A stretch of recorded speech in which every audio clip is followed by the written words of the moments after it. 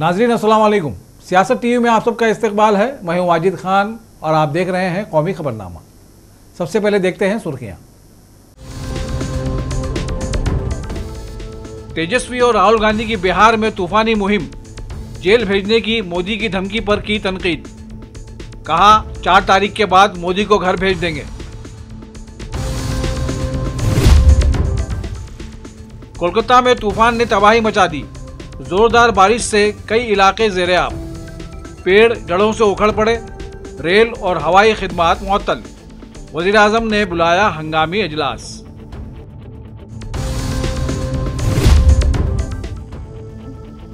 Pune car हादसे वाक़े में फॉरेंसिक डिपार्टमेंट के HOD समेत 2 डॉक्टर गिरफ्तार। मुलजिम के खून का नमूना गायब करने का इल्जाम।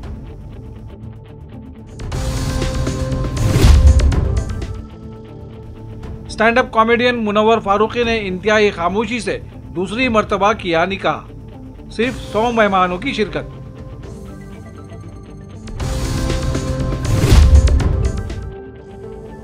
और पंडित जवाहरलाल नेहरू की 60वीं बरसी। मल्लिकार्जुन खड़गे, सोनिया गांधी और राहुल गांधी का खिराज अकीदत। सुर्खियां आपने मुलाहिजा की और अब पेश है खबरों की तफसील। बिहार में आखिरी मरहले की रायदही के लिए राहुल गांधी और तेजस्वी यादव की तूफानी मुहिम जारी है। मुख्तलिफ हल्क़ाजात में जलसा आम करते हुए तेजस्वी यादव और राहुल गांधी ने कहा कि मोदी हमें जेल भेजने की धमकी दे रहे हैं, मगर 4 जून के बाद हम उन्हें घर भेज देंगे। आप सब लोगों से अपील है कि 1 तारीख को भाई अंशुल को हाथ के निशान पर बटन दबा करके इनको भारी बहुमत से विजय बनाएं। लोकतंत्र संविधान को बचाने का आप लोग काम करें। और आप लोगों को हम कहना चाहते हैं, बैठ के बोलना पड़ रहा है। बैठ के इसलिए बोलना पड़ रहा है, मेरे हड्डी में चोट है। डॉक्टर ने कहा था कि आप बेड रेस्ट कीजिए कम से कम 3 हफ्ते। हमने डॉक्टर साहब को बोला बेड रेस्ट अब तेजस्वी तभी करेगा जब नरेंद्र मोदी जी को बेड रेस्ट ना करा दे। इस अवस्था में लगभग 230 से भी ज्यादा सभाएं हमने की है, क्योंकि आप लोग जानते हैं मोदी जी भाजपा के लोगों का जो हिडन एजेंडा है, देश के संविधान को खत्म करना, लोकतंत्र को खत्म करना। तो इस अवस्था में तेजस्वी बैठने वाला नहीं है। लोकतंत्र को, संविधान को बचाने के लिए जो कुर्बानी देनी पड़ेगी उस कुर्बानी को हम लोग देने का काम करेंगे। प्रधानमंत्री जी को 40 में से 39 सांसद बिहार ने दिया, लेकिन प्रधानमंत्री जी ने बिहार के साथ सौतेला व्यवहार किया, बिहार को धोखा देने का काम किया। आज प्रधानमंत्री जी कई बार 13-14 बार बिहार आ चुके हैं, कई रैलियां कर चुके, लेकिन प्रधानमंत्री मुद्दे की बात नहीं करते हैं। प्रधानमंत्री गरीबी का ग नहीं बोलते, बेरोजगारी का ब नहीं बोलते, महंगाई का म नहीं बोलते। प्रधानमंत्री केवल नफरत फैलाने के लिए बिहार आते हैं और नफरत फैलाने का काम करते हैं। लेकिन इस बार बिहार की जनता नफरत के झांसे में, झूठ के प्रचंड में फंसने वाली नहीं है। इस बार प्रधानमंत्री से जानना चाह रही है कि 10 साल आपने राज किया, बिहार को आपने क्या दिया। आप बताओ, प्रधानमंत्री जी ने बख्तियारपुर के लिए कोई काम किया हो तो आप एक काम बता दो जो बख्तियारपुर के लिए किया हो। केवल झूठ बोला कि नहीं बोला? कोई नौकरी दी, महंगाई कम की, गरीबी कम की, कोई बढ़िया अस्पताल बनवाया, कोई बढ़िया यूनिवर्सिटी बनवाया, कोई काम बख्तियारपुर के लिए इन लोगों ने नहीं किया। इसलिए हम लोग काम की बात करते हैं। और प्रधानमंत्री जी की भाषा का स्तर इतना गिर चुका है कि कोई भी परिवार का लोग बैठ करके उनका भाषण नहीं सुनना चाहता। बिहार के शहर बख्तियारपुर में राहुल गांधी ने अपने खिताब में मोदी को तनकीद का निशाना बनाया और उनके परमात्मा के रिमार्क को तंज का निशाना बनाते हुए कहा है कि इक़्तिदार से बेदखल होने के बाद मोदी अपनी नाकामियों पर पर्दा डालने के लिए उसी का सहारा लेंगे। उन्होंने गोदी मीडिया को भी तंज का निशाना बनाया। देखिए, आपने वो नरेंद्र मोदी वाला चमचों वाला इंटरव्यू देखा है, जहां 4 चमचे उनके सामने बैठते हैं। जैसे पेपर लीक होता है ना, वैसे पहले पेपर इंटरव्यू लीक हो जाता है, उनको नरेंद्र मोदी को पहले मिलता है। ये जो आप डिसीजन लेते हो, ये बड़े बड़े निर्णय लेते हो, ये आप कैसे लेते हो? ये परमात्मा लेता है। मुझे परमात्मा ने ऊपर से भेजा है, मैं बायोलॉजिकल नहीं हूं, मैं परमात्मा का मैसेंजर हूं, उनका काम करने आया हूं। ये उन्होंने पता है क्यों कहानी निकाली है ये परमात्मा वाली? क्योंकि चुनाव के बाद जब वही ईडी के लोग नरेंद्र मोदी से अदानी जी के बारे में पूछेंगे तो नरेंद्र मोदी कहेंगे मैं नहीं जानता, परमात्मा ने कहा था। मोदी जी, आप लंबे लंबे भाषण देना बंद कीजिए। आप देश को बांटने की कोशिश नहीं कीजिए। देखिए, आपने वो नरेंद्र मोदी वाला चमचों वाला इंटरव्यू देखा है, जहां 4 चमचे उनके सामने बैठते हैं। वो पहले जैसे पेपर लीक होता है ना, वैसे पहले पेपर इंटरव्यू लीक हो जाता है, उनको नरेंद्र मोदी को पहले मिलता है। अब एक इंटरव्यू में चमचे ने उनसे पूछा, नरेंद्र मोदी जी, आप आम कैसे खाते हो? क्या काट के खाते हो या चूस के खाते हो?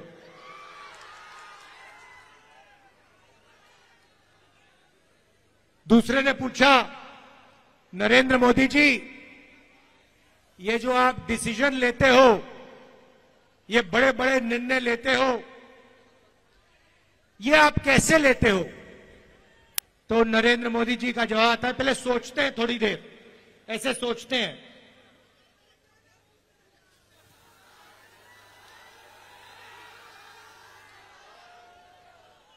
थोड़ा टाइम लगता है और फिर कहते हैं, ये जो निर्णय होते हैं इनको मैं नहीं लेता,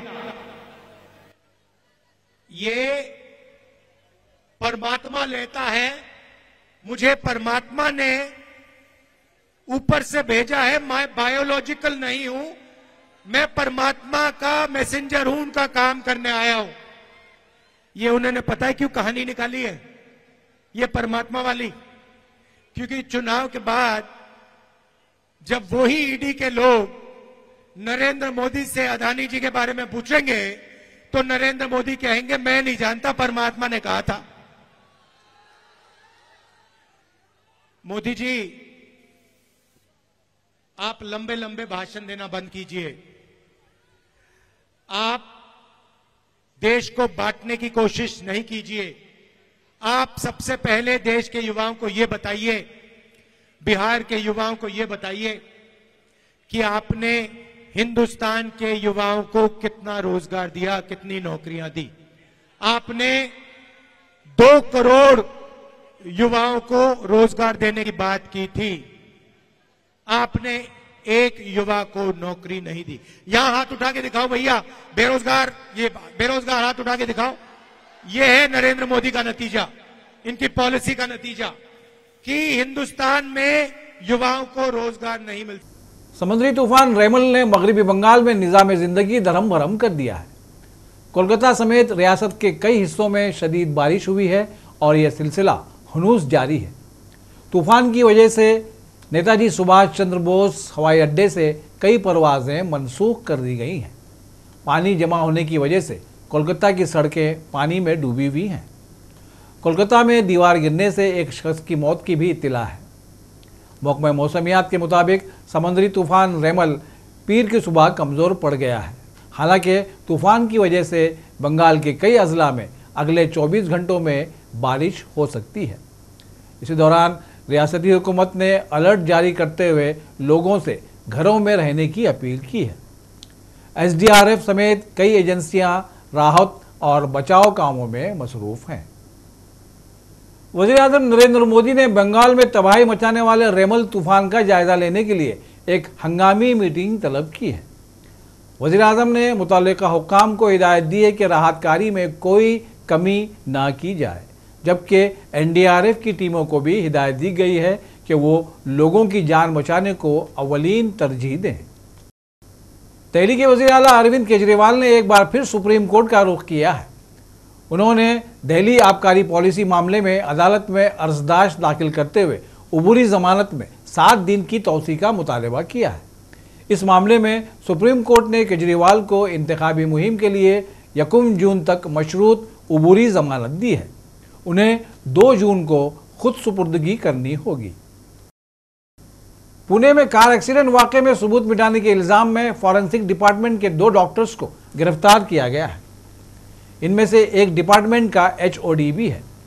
उन पर इल्जाम है कि उन्होंने कार चलाने वाले नाबालिग मुलजिम के खून के नमूने को गायब कर दिया था, जिसके बाद उसके खून में अल्कोहल की तस्दीक नहीं हो सकी थी।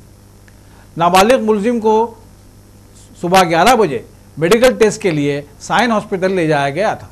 इस दौरान उसके खून का नमूना एक ऐसे शख्स के खून के नमूने से बदल दिया गया जिसने शराब नहीं पी थी। वाज़ेह रहे कि हिट एंड रन का ये वाक़या 19 मई को पेश आया था।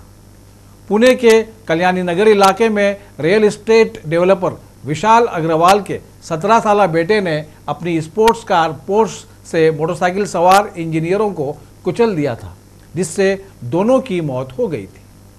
इस वाक़ये के 14 घंटे बाद मुलजिम को कुछ शराइत के साथ अदालत से जमानत मिल गई थी।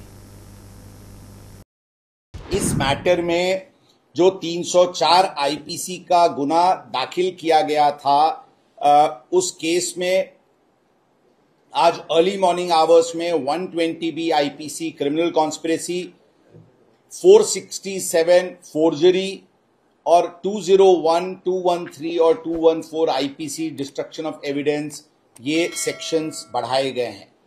इसमें कल इवनिंग आवर्स में हमारे पास फोरेंसिक रिपोर्ट्स प्राप्त हुई है और फोरेंसिक रिपोर्ट से ये पता चला है कि जो ससून हॉस्पिटल में सैंपल कलेक्ट किया गया था, जिसको वहां के डॉक्टर ने सील करके ये जुवेनाइल एक्यूज्ड का नाम लिख करके वो जो फोरेंसिक को भेजा था, वो सैंपल उस जुवेनाइल एक्यूज्ड का नहीं था। ये वो निष्कर्ष पे जो औंध की सैंपल हमने औंध हॉस्पिटल में जो हमने सैंपल सेकेंड सैंपल शाम को ली थी और जिसको डीएनए प्रोफाइलिंग के लिए भेजी थी, उसके तहत ये बात सामने आई। औंध का सैंपल ये जुवेनाइल एक्यूज्ड का है और वो सैंपल उस जुवेनाइल एक्यूज्ड के फादर के डीएनए से भी मैच होता है। मतलब कि औंध का सैंपल एक करेक्ट सैंपल, करेक्ट व्यक्ति का सैंपल था। परंतु जो ससून हॉस्पिटल ने सुबह में जो सैंपल फोरेंसिक को भेजा था, वो सैंपल किसी और व्यक्ति का था। मतलब कि ये सैंपल रिप्लेस किया गया है, ऐसी बात कल फोरेंसिक रिपोर्ट प्राप्त होने के बाद समझ में आई। इसके बाद जो डॉक्टर हैं जिन्होंने सील करके ये रिपोर्ट फोरेंसिक को भेजी थी, उनको कल हमने डिटेन किया था। उनके प्राथमिक तपास में ये बात सामने आई कि उन्होंने जुवेनाइल एक्यूज्ड का सैंपल लिया था, लेकिन उसने उसको डस्टबिन में फेंका था और उसने एक किसी और व्यक्ति का सैंपल से उसको रिप्लेस करके उस जुवेनाइल एक्यूज्ड का नाम लिख करके उसको फोरेंसिक लैब को भेजा था। ये चीज उसने डॉक्टर अजय टावरे के ससून हॉस्पिटल के HOD फोरेंसिक मेडिसिन के हैं, उनके कहने पे और उनके द्वारा और ये सब मिलके क्रिमिनल कॉन्स्पिरेसी करके ये एक्ट, ये कंडक्ट उनकी हुई थी। इसलिए कल ये क्रिमिनल कॉन्स्पिरेसी और सभी सेक्शंस जो मैंने बताया, इसके तहत दोनों डॉक्टर्स को अरेस्ट किया गया है। आज हम उनको कोर्ट में प्रोड्यूस करेंगे और पुलिस कस्टडी रिमांड की रिक्वेस्ट करेंगे। इस मैटर में ससून हॉस्पिटल्स की DVR CCTVs ताबे में आज अर्ली मॉर्निंग आवर्स में ली गई है और इस मैटर की पूरी कॉम्प्रिहेंसिव इन्वेस्टिगेशन शुरू है। इस मैटर में अभी तक टोटल, मैं आपको बताना चाहूंगा क्लैरिटी के लिए, कि टोटल 3 ऑफेंसेज रजिस्टर हुए हैं। 304 IPC culpable homicide not amounting to murder, जो पहला दिन फर्स्ट ऑफेंस रजिस्टर हुआ था उसमें जुवेनाइल एक्यूज्ड अभी ऑब्जर्वेशन होम में है। उस केस में ये जो मैं अभी बताया वो सेक्शंस बढ़ाए गए हैं और उसमें 2 एक्यूज्ड को अरेस्ट किया गया है। उसमें जुवेनाइल एक्यूज्ड के फादर को भी आरोपी इस क्रिमिनल कॉन्स्पिरेसी में किया गया है। उनका भी प्रोडक्शन वारंट लेकर के उसके तहत कार्रवाई की जाएगी। Second offence juvenile justice act के अंतर्गत जो जुवेनाइल एक्यूज्ड के फादर और पब संचालकों पे दाखिल हुआ था उसमें सभी आरोपी फिलहाल जुडिशियल कस्टडी में हैं। थर्ड ऑफेंस जो किडनैपिंग का दाखिल हुआ था उसमें जुवेनाइल एक्यूज्ड के ग्रैंडफादर फिलहाल पुलिस कस्टडी में हैं और उसमें जुवेनाइल एक्यूज्ड के फादर को प्रोडक्शन पे लेने के लिए एप्लीकेशंस मूव की गई है और उसके अंतर्गत कार्रवाई की जा रही है। इस मैटर में मैं सिर्फ इतना ही बताना चाहूंगा कि पूरी तरीके से कॉम्प्रिहेंसिव कोऑर्डिनेटेड दृष्टि से युद्ध पात्री पे वॉर फुटिंग पे इन्वेस्टिगेशन शुरू है। जो कोई भी इस मैटर में दोषी पाया जाएगा उसके विरुद्ध कड़क कार्रवाई की जाएगी। स्टैंड अप कॉमेडियन और बिग बॉस रियलिटी शो के फातेह मुनव्वर फारूकी के चाहने वालों के लिए एक बड़ी खबर सामने आई है। उन्होंने इंतहाई खामोशी के साथ गुज़िश्ता शब शादी कर ली है और अब सोशल मीडिया पर यह खबर तेज़ी के साथ वायरल हो रही है। अभी तक मुनव्वर फारूकी ने इस सिलसिले में कुछ भी बयान नहीं दिया है, लेकिन खुसूसी ज़राए का हवाला देते हुए कई मीडिया इदारों ने इस शादी की तस्दीक कर दी है। काबिल ज़िक्र है कि यह मुनव्वर फारूकी का दूसरा निकाह है जिसके बारे में उन्होंने किसी को खबर तक नहीं होने दी। आज़ाद हिंदुस्तान के सबसे पहले वज़ीर आज़म पंडित जवाहरलाल नेहरू की 60वीं बरसी के मौके पर कांग्रेस पार्लिमानी पार्टी की लीडर सोनिया गांधी, पार्टी के कौमी सदर मल्लिकार्जुन खड़गे और साबिक सदर राहुल गांधी ने खिराज अकीदत पेश किया। पंडित नेहरू की समाधि शांति वन पर ये लीडरान हाजिर हुए। इस मौके पर मल्लिकार्जुन खड़गे ने कहा कि मैं पंडित नेहरू को खिराज अकीदत पेश करता हूं, जिन्होंने अपनी मौसर क़यादत और मजबूत फैसलों से जदीद हिंदुस्तान की बुनियाद रखी।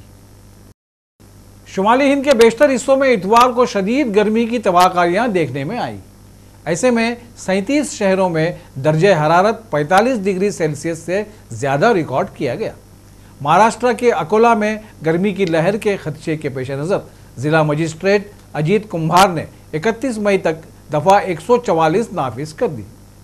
महकमा मौसमियात ने राजस्थान, पंजाब, हरियाणा, चंडीगढ़, दिल्ली, मगरबी उत्तर प्रदेश और गुजरात के लिए रेड अलर्ट जारी किया है।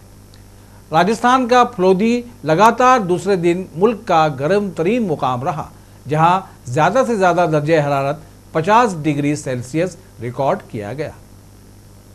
अभी तक तो खैर टेम्परेचर मैक्सिमम टेम्परेचर आया नहीं, लेकिन जो कल का टेम्परेचर था वो फ्लोदी वेस्ट राजस्थान में 50 डिग्री तक था। अगर हम राजस्थान की बात करें तो आने वाले 3-4 दिन ऑलमोस्ट ऐसे रहने वाले हैं। उसके लिए हमने अभी रेड अलर्ट दे रखा है। उसके बाद थोड़ा टेम्परेचर्स में ग्रेजुअल गिरावट आएगी। अगर आप पंजाब, हरियाणा की बात करें, हरियाणा में भी हमने रेड अलर्ट दे रखा है 3 दिन के लिए।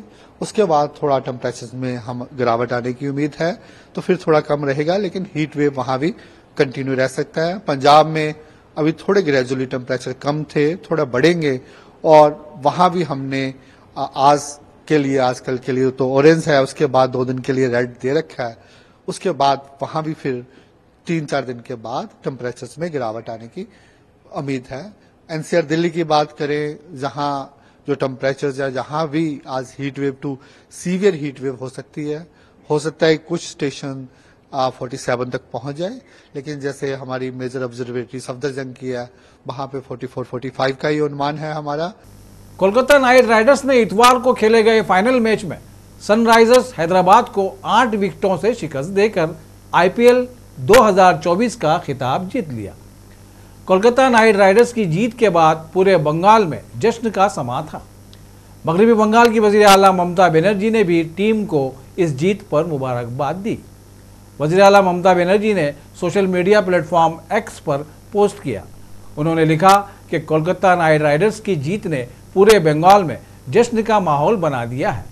मैं ज़ाती तौर पर खिलाड़ियों, मुआविन स्टाफ और फ्रेंचाइजी को इस सीज़न IPL में उनके रिकॉर्ड ब्रेक खेल के मुजाहरे के लिए मुबारकबाद देना चाहती हूँ। और आखिर में सुर्खियों पर एक और नज़र। तेजस्वी और राहुल गांधी की बिहार में तूफानी मुहिम, जेल भेजने की मोदी की धमकी पर की तनकीद। कहा 4 तारीख के बाद मोदी को घर भेज देंगे। कोलकाता में तूफान ने तबाही मचा दी। जोरदार बारिश से कई इलाके ज़ेरे-आब, पेड़ जड़ों से उखड़ पड़े, रेल और हवाई खिदमात मुअत्तल। वज़ीर-ए-आज़म ने बुलाया हंगामी इजलास।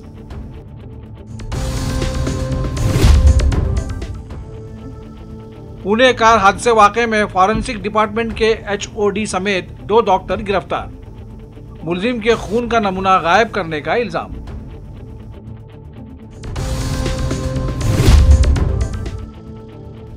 Stand up comedian Munawar Faruqui ने इंतहाई खामोशी से दूसरी मर्तबा किया निकाह। सिर्फ 100 मेहमानों की शिरकत।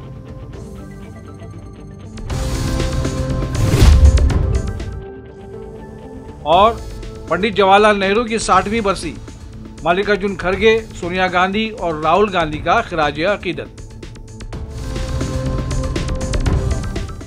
इसी के साथ कौमी खबरनामा यहीं अपने इख्तिताम को पहुंचता है। सियासत की पूरी टीम के साथ वाजिद खान को दीजिए इजाज़त। अल्लाह हाफिज़।